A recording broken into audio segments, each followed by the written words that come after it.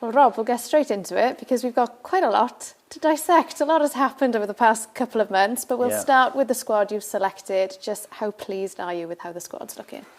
Yeah, I'm really pleased. We've only had Dylan Levitt's missed out through injury, so that's a disappointment. But again, it gives others an opportunity now to step up. So I think we've made sympathetic changes. There's obviously been a few retirements, which has been well documented, and it's a chance now to sympathetically start introducing some of the young players into the squad. The starting 11 is not going to look too different to what we've had in the last couple of years, but I think the bench now will look a little bit different. Yeah, it's definitely the beginning of a new chapter, including a new captain. You've named Aaron Ramsey as the new captain for Wales. Was that an easy decision? Yeah, I think so.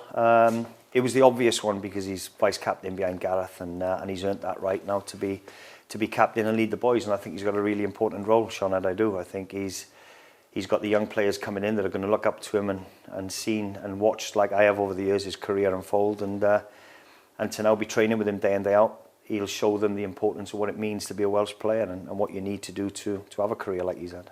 Tell us a bit about the moment you told him, because I guess it was a bit of a full circle moment, if you like, given that the captaincy was removed from him when he was a much younger player. What was his reaction?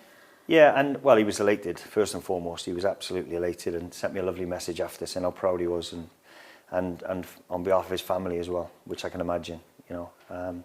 So it's a great honour for him. And I think he's really looking forward to it. That would have hurt him years and years ago, and it would have me if I'd have had the armband and then taken off me. So this is an opportunity now for him to go and put that right, and he will. Already he's been on the phone and to the staff as well, and he's really involved with the planning and what goes on camp, so he's really embraced it.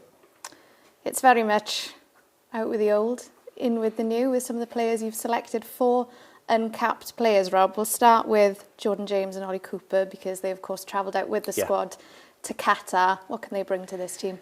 Yeah, so when I signed my contract last summer, I said that, yes, we're planning for a World Cup, but I've also got one eye on the future and the next 4 years then and the next campaign for the Euros. So to take those two young players away, there was a reason behind it, and that was to expose them to the environment. They trained day in, day out with a group of lads that I knew some were potentially going to step aside and they were going to have to step up then. So it was a worthwhile exercise, and they'll have benefited from having had those camps with us. They're two great young players with bags of energy. And one thing we've learned from the World Cup is that to dine at the top table, you need energy from the first minute to, well, it was the 100th minute in the World Cup, wasn't it, with the extra time? So you've just got to compete at that level. Ollie Cooper, I've seen him a couple of times, and he certainly gives you that, and a great attitude. For one game at Swansea, he started wide left and finished right back, so that speaks volumes about his attitude. And on the ball, he's clever in finding those pockets of space, and he's a constant threat. So he fits the bill for me. And JJ just got in the team at Birmingham. I'm hoping he'll play a game this evening against Watford. So that will give him a boost coming into camp as well. But again, trains with personality, loves a tackle.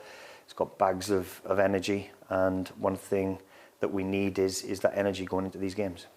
Someone who has got energy is Tom Bradshaw, February's Championship Player of the Month. He's been on fire for Millwall this season. I guess it's hard not to pick him, and he's back in the mix for Wales now.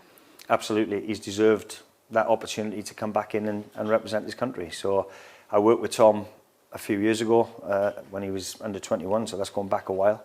And I know him as a person. He's a great, great lad. And I know he'll add value in the changing room, but not just that. When he's scoring that many goals, you know, he's the top scorer in the Championship since the World Cup. He's just got Player of the Month, and he's earned the right to be a part of it again. 6 of his goals have come within the 6-yard box. Those close tap-ins. Fair to say something we've been missing a bit with Wales?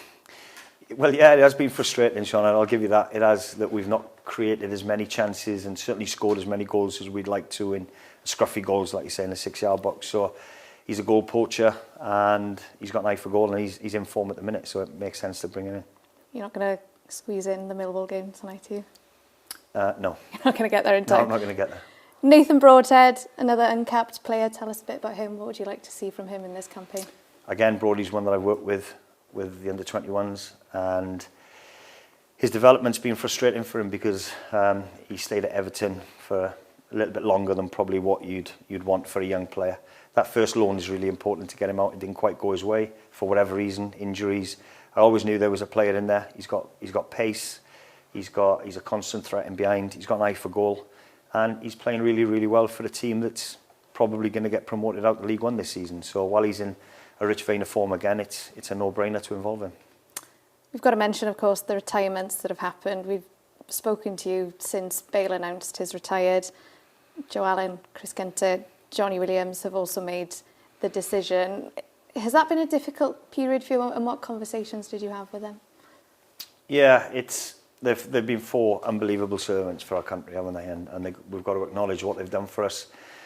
And the success we've had in recent years has been largely because of them. Not only what they bring on the pitch, but off the pitch. And when you see them close-knit together in the changing rooms and in the dining hall when they're eating together, and it's such a relaxed environment. And those 4 in particular had a massive part to play in that. So they will be missed, of course.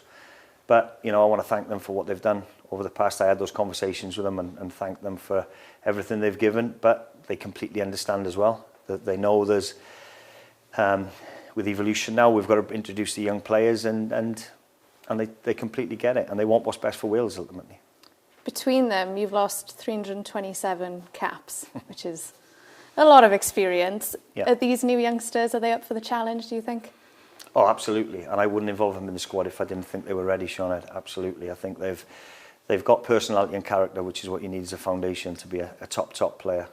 Luke's 17 years old, he's training with lads in the Premiership, he's on the bench in the Premiership, so I know he's got the confidence to come and hold his own, along with JJ, along with Nathan, so we've and Ollie as well. So we haven't got the experience, and we have to be sympathetic now in how we give them that cap accumulation, and we have to be patient with them. They're not going to be the complete finished article when they're on the pitch, so we have to be patient with them, but we'll get them there, and they're good talents. Just quickly, Rubin Colwill has been a constant with your squads. He's back within the under-21s setup now. Can you explain a bit the thinking behind that? Yeah, again, for whatever reason, Rubin's not played as many domestic minutes as he would have liked through injury, selection. For whatever reason, I still believe there's a player in there. I do. I think he's got everything. And I'm not just going to write him off completely. So I've had a positive conversation with him, similar to what we did when Ryan was manager.